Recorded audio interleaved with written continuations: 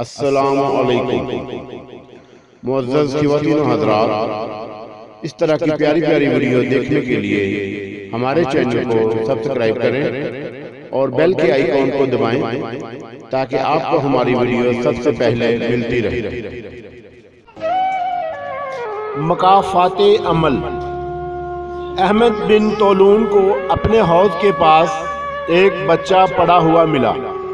اس نے اس کو اٹھا لیا، اس کی پرورش اور دیکھ بھال بڑی توجہ اور جانفشانی سے کی۔ اس کا نام احمد رکھا، جو بعد میں احمد یتیم کے نام سے مشہور ہوا۔ اللہ تعالیٰ نے اس کو ذہانت و فطانت اور ظاہری و باطنی خوبیوں سے خوب نوازا تھا۔ احمد بن طولون کا جب آخری وقت آیا تو اس نے احمد یتیم کو اپنے بیٹے ابو الجیش کے سپرد کر دیا۔ احمد بن طولون جب دنیا سے رخصت ہوا تو ابو الجیش نے احمد کو بلا کر کہا، میں تمہیں اپنے یہاں ایک منصب پر فائز کرنا چاہتا ہوں، لیکن میری عادت ہے کہ میں کسی شخص کو کوئی ذمہ داری سپرد کرنے سے پہلے اس سے یہ عہد و پیمان لیتا ہوں کہ وہ میرے ساتھ کسی قسم کی خیانت کا ارتکاب نہیں کرے گا۔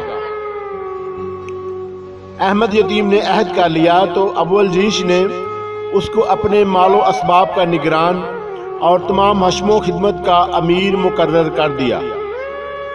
ابو الجیش احمد یتیم کا بڑا خیال رکھتا تھا۔ احمد یتیم نے بھی اپنی ایمانداری، صاف گوئی، خدمت اور دیگر اعلیٰ صلاحیتوں کے ذریعے اس کے دل کو مول لیا تھا، یہاں تک کہ وہ اپنے گھریلو امور کے سلسلے میں بھی اس پر اعتماد کرتا تھا۔ ایک دن اس نے احمد یتیم سے کہا، میری فلاں باندی کے کمرے میں جاؤ، جس جگہ میں بیٹھتا ہوں وہاں ایک موتی رکھا ہوگا، اسے لے کر آؤ۔ احمد یتیم جب اس کمرے میں داخل ہوا تو اس نے امیر ابو الجیش کی چہیتی اور خاص لونڈی کو ایک خادم کے ساتھ قابل اعتراض حالت میں پایا۔ خادم نے جب احمد یتیم کو دیکھا تو نکل بھاگا۔ لونڈی احمد یتیم کے پاس آ کر اسے بھی پیشکش کرنے لگی۔ احمد یتیم نے کہا، اللہ کی پناہ، میں اپنے محسن کے ساتھ خیانت نہیں کر سکتا، میں نے اس کے ساتھ عہد کر رکھا ہے۔ یہ کہہ کر اس نے موتی اٹھایا اور امیر کی خدمت میں جا کر پیش کر دیا۔ احمد یتیم کی لونڈی کے یہاں سے اس طرح چلے آنے کے بعد وہ شدید ڈر اور خوف میں مبتلا ہو گئی کہ کہیں وہ امیر کو خبر نہ کر دے، مگر جب کچھ دن اطمینان سے گزر گئے اور امیر کے مزاج میں کوئی غیر معمولی تبدیلی نظر نہ آئی تو لونڈی کے خوف میں کچھ کمی واقع ہوئی، لیکن پھر ایسا اتفاقاً ہوا کہ امیر نے ایک نئی لونڈی خرید لی اور اس کو سب سے زیادہ چاہنے لگا، طرح طرح کے انعام و کرام سے نوازنے لگا۔ پہلی لونڈی نے جب یہ صورتحال دیکھی تو دل ہی دل میں کرنے لگی۔ اس نے یقین کر لیا کہ ضرور احمد یتیم نے میری خیانت کا ذکر امیر سے کر دیا ہے، لہذا اس نے احمد یتیم سے بدلہ لینے کی ٹھان لی۔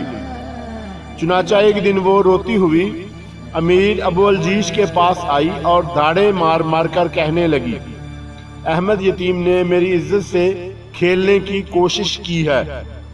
امیر نے جب یہ سنا تو غیظ و غضب سے کانپنے لگا اور فوراً اس کو قتل کرنے کا ارادہ کر لیا، لیکن پھر کچھ سوچ کر اپنے ارادے کو مؤخر کیا۔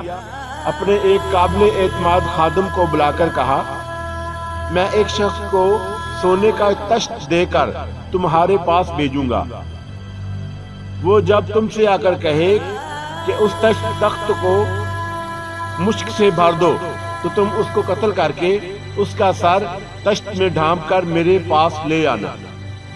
چنانچہ امیر نے اپنے خواص اور مقربین کی ایک محفل جمائی، مشروبات کا دور چلنے لگا۔ احمد یتیم بھی اس کے سامنے بیٹھا ہوا تھا۔ وہ بڑا پرسکون اور حشاش بشاش تھا، اس کے چہرے پر قسم قسم کی کوئی پریشانی دکھائی نہ دیتی تھی۔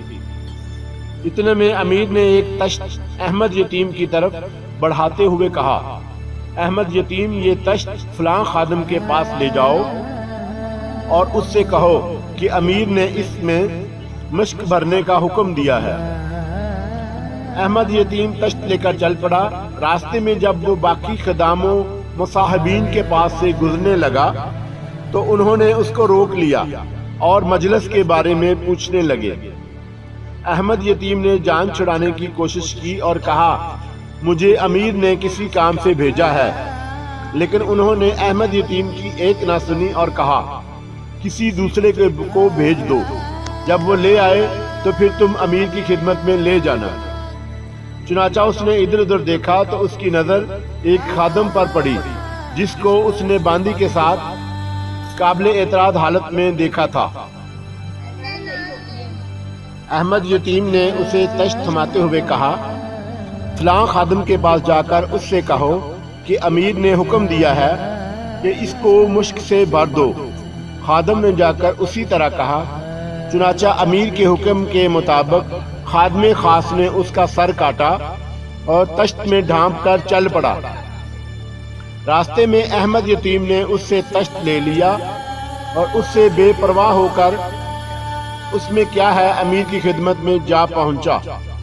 امیر نے جب اسے تشت لیے زندہ سلامت اندر آتے دیکھا تو حیرت سے کبھی احمد یتیم کو دیکھتا تو کبھی تشت کو۔ احمد یتیم نے تشت امیر کے سامنے رکھا اور کپڑا ہٹایا تو اس کی آنکھیں کھلی کی کھلی رہ گئی۔ اب وہ بھی گمسم تھا، کبھی تشت میں رکھے انسانی سر کو دیکھتا تو کبھی امیر کو۔ جب اسے کچھ سمجھ نہ آیا تو بے اختیار پکار اٹھا، یہ کیا ہے؟ امیر خود اس کی طرف سوالیہ نگاہوں سے دیکھ رہا تھا۔ بالآخر اس نے امیر کے پاس سے تشت لے کر جانے سے واپس آنے تک کی ساری کارگزاری سنائی اور اس کے علاوہ کسی بات سے لا علمی کا اظہار کیا۔ امیر نے احمد یتیم کی طرف دیکھتے ہوئے سوال کیا، تم اس کے متعلق ایسی کوئی بات جانتے ہو جس کی وجہ سے یہ اس انجام تک پہنچا ہے؟ احمد یتیم نے کہا، اے امیر، اس نے ایک خیانت کا ارتکاب کیا تھا جس کا آج سے اسے خمیازہ بھگتنا پڑا ہے۔ میں نے آپ کو اطلاع نہ دے کر اس کے جرم کی پردہ پوشی کی تھی۔ پھر اس نے اول سے آخر تک ساری کہانی امیر کو سنا ڈالی۔ امیر نے لونڈی کو طلب کیا اور اس سے تفتیش کی تو اس نے اپنا جرم میں اعتراف قبول کر لیا اور احمد یتیم کی پاک دامنی کی تصدیق کی۔ امیر نے لونڈی کو احمد یتیم کے سپرد کرتے ہوئے اس کو قتل کرنے کا حکم دیا۔ چنانچہ اس لونڈی کو قتل کر دیا گیا۔ اس واقعے کے بعد امیر ابو الجیش کی نگاہ میں احمد یتیم کی قدر و منزلت مزید بڑھ گئی اور اس نے تمام امور کی تمام صرف اس کے حوالے کر دی۔